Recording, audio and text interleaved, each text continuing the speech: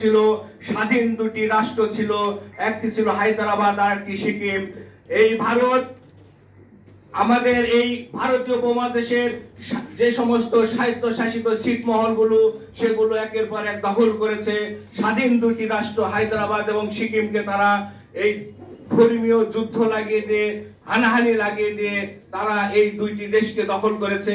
আমি মনে করি এখন তাদের একমাত্র টার্গেট এবং লক্ষ্য বাংলাদেশকে তাদের দখল করা। সুতরাং আমরা যদি এখনই সজাগ না হই, আমাদের দেশের আপামর জনগণ আমরা যদি রুখে না দাঁড়াই, আমরা সচেতন না হলে অদূর ভবিষ্যতে আমি বিশ্বাস করি ভারতের একমাত্র লক্ষ্য এবং টার্গেট এই বাংলাদেশকে দখল করা। সুতরাং আমাদের সচেতন হতে হবে। আজকে তারা যে পুশিং করছে এর তীব্র নিন্দা এবং প্রতিবাদ জানাই।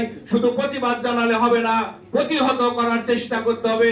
আপনারা নিশ্চয়ই জানেন এই যে 47 সাল থেকে তার আগে এবং পরে বাংলাদেশ থেকে যেমন অসংখ্য আমাদের হিন্দু মুসলিম ভাইরা সেই দেশে গিয়েছে, সে দেশ থেকেও কিন্তু লক্ষ লক্ষ মানুষ মাইগ্রেট করে জমি বদল করে এই দেশে এসেছে।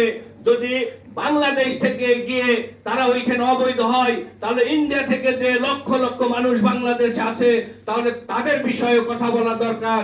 সবাইকে ধন্যবাদ জানিয়ে আমাকে কথা বলার সুযোগ দেওয়ার জন্য কৃতজ্ঞতা জানিয়ে আবারও আজকের এই গোল টেবিলে যারা উপস্থিত হয়েছেন সবাইকে বিনয়ের সাথে বিনীতভাবে অনুরোধ করব, আমরা ইন্ডিয়া আমাদের বন্ধু হতে পারে না। এক নম্বর শত্রু হিসেবে চিহ্নিত করার পরে আমরা সামনে এগিয়ে গেলেই কেবল আমাদের দেশ রক্ষা হবে এবং আমরা স্বাধীন জাতি হিসেবে টিকে থাকতে পারবো। সুতরাং ভারত আমাদের এক নম্বর শত্রু দেশ, এই কথাটি বলে আমি আমার বক্তব্য শেষ করছি।